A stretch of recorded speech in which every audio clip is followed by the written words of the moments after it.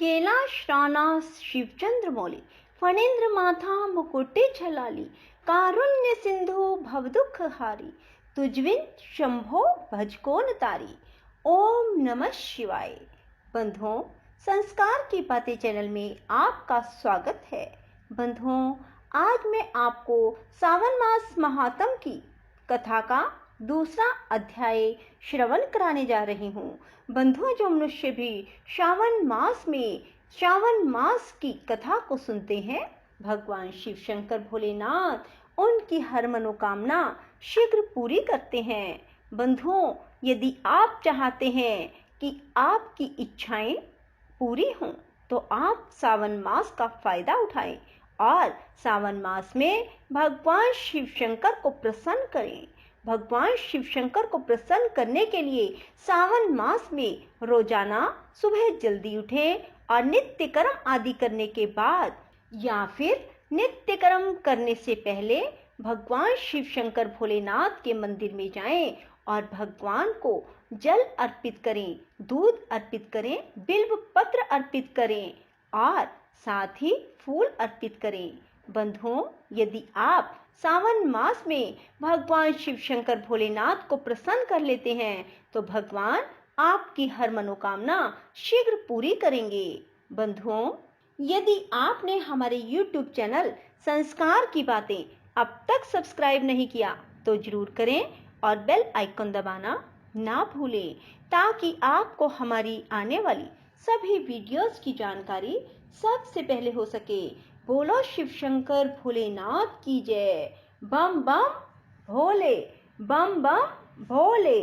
भगवान शिव सनत कुमार जी से बोले, हे महाभाग ब्रह्मापुत्र, आप नम्र हैं। यही कारण है कि आप बड़े श्रद्धालु हैं, समस्त सद्गुणों से युक्त श्रोता हैं। हे अनग, आपने जो श्रावण मास के बारे में मुझे पूछा है तथा जो कुछ आपने पूछा भी नहीं है, मैं सहर्ष आपसे कहता हूँ। शत्रुता रहित प्राणी तो प्रिय होता ही है। आप वैसे ही नम्र हैं। आपके पिता ब्रह्मा बहुत उदंड थे, अतः उनका 5वां सिर कट गया। उस मत्सरता को छोड़ मेरी शरण में आए। हे तात, मैं आपसे कहूँगा, आप एकाग्रचित्त होकर सुने। हे योगी श्रेष्ठ, श्रावण मास में नियम से रहकर मनुष्य सायंकाल 4 बजे भोजन करे, 1 मास तक रुद्र अभिषेक करें, अपनी प्रिय किसी वस्तु को छोड़ देवे, पुष्प, फल, धान्य, तुलसी की मंजरी युक्त दल, बिल्व पत्रों से भगवान शिव की लक्ष्य पूजा करे, कोटिलिंग अर्चना करे, ब्राह्मणों को प्रेम पूर्वक भोजन करवाए, नियम का पालन करे, उपवास करे, पंचामृत से अभिषेक, चूंकि मुझे अति प्रिय है, उसे भी अवश्य करे। इस श्रावण मास में जो जो क्रियाएं की जाती हैं, वह सभी अनंत फलदायक होती हैं।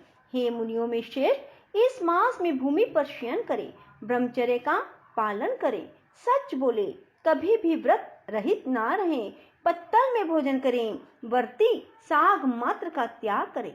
हे मुनियों में उत्तम, भक्ति युक्त हो व्रत का पालन करें, प्रातः काल स्नान ध्यान करें, इंद्रिय निग्रह करें, अर्थात अपने इंद्रियों को वश में रखें, एकाग्र मन से प्रतिदिन मेरी पूजा करें। इस मास में मंत्रों का पुरस्चरण भी उत्तम सिद्धि प्रदान करने वाला होता है। 6 अक्षर शिव मंत्र, गायत्री मंत्र का जाप करना चाहिए। प्रदक्षिणा, नमस्कार तथा वेदों का पाठ करने से शीघ्र ही मनोवांछित फल की प्राप्ति होती है। पुरुष सुकृत जाप तो और भी अधिक फल प्रदायक होता है। ग्रह यज्ञ, कोटि होम, लक्ष्य होम, अयुत होम करने पर सदैव फल प्राप्त होता है और वांछित फल प्रदान करने वाला होता है। जो व्यक्ति इस मास में एक दिन भी व्रत से रहित व्यतीत करता है, वह महाप्रलय तक घोर नरक में वास करता है। सावन मास मुझे अधिक प्रिय है। यह मास फलदायक है। निष्काम भाव से किए गए कर्म के फलस्वरूप मोक्ष प्रदान करने वाला है। हे सत्तम, इस मास में करने योग्य जो धर्म कहे गए हैं, उनको मुझसे सुनो। रविवार को सूर्य व्रत करें, सोमवार को मेरी पूजा कर भक्त भोजन करें। श्रावण मास के प्रथम सोमवार से प्रारंभ करके 3.5 मास तक होने वाला संपूर्ण कामना की अर्थ सिद्धि प्रदाता रोटक नामक व्रत होता है। मंगलवार के दिन मंगला गौरी नामक व्रत होता है। बुधवार को बुध का व्रत, बृहस्पतिवार को बृहस्पति का व्रत, शुक्रवार को जीवंतिका देवी का व्रत किया जाता है। शनिवार को हनुमान तथा नरसिंह का व्रत कहा गया है। हे मुनि श्रेष्ठ, अब मैं तिथियों में होने वाले व्रतों का वर्णन करता हूँ, आप ध्यान पूर्वक सुने। श्रावण मास के शुक्ल पक्ष की द्वितीय को औदुंबर नाम का व्रत होता है। इसी मास की शुक्ल पक्ष तृतीया को गौरी नामक व्रत किया जाता है। श्रावण शुक्ल चतुर्थी को दूर्वा गणपति नामक व्रत होता है।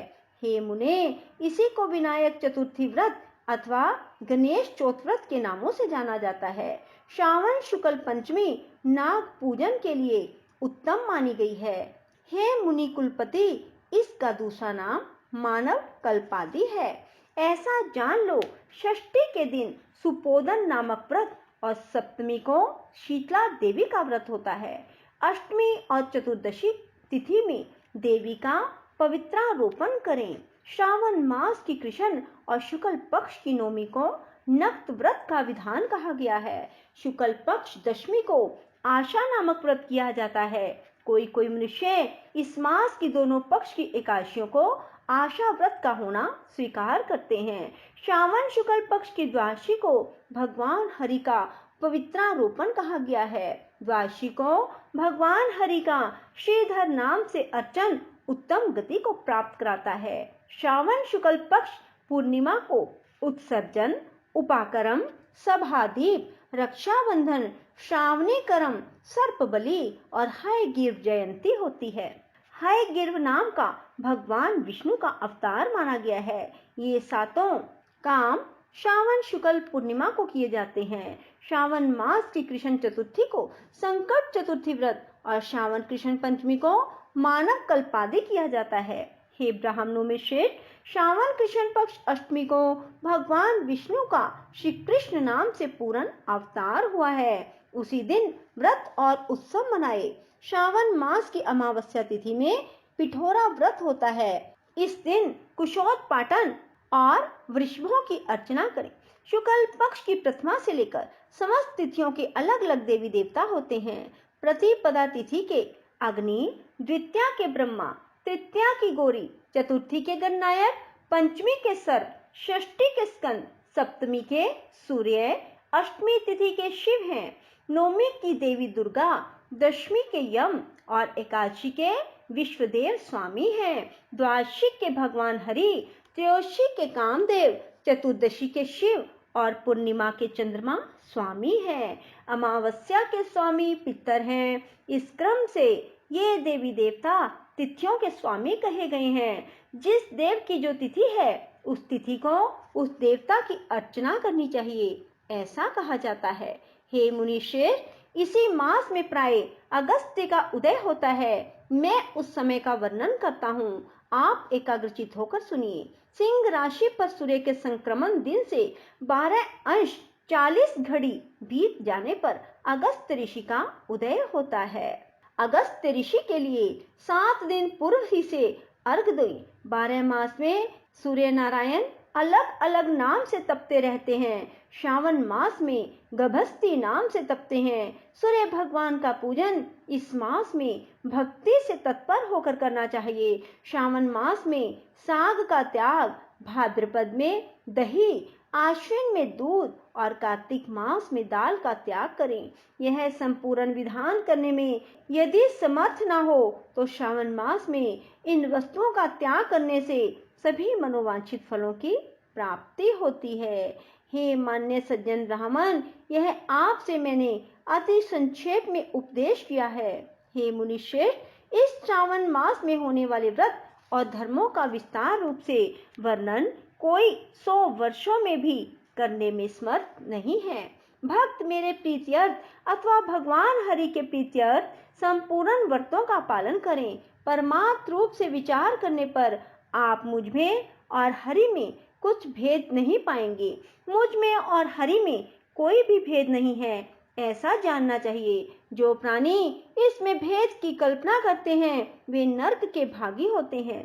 हे सनत कुमार, इसलिए आप श्रावण मास में धर्म का पालन करें। बोलो शिव शंकर भोलेनाथ की जय हो। बंधुओं, यदि आपको हमारी वीडियो पसंद आए तो इसे लाइक करें और शेयर भी जरूर करें। धन्यवाद।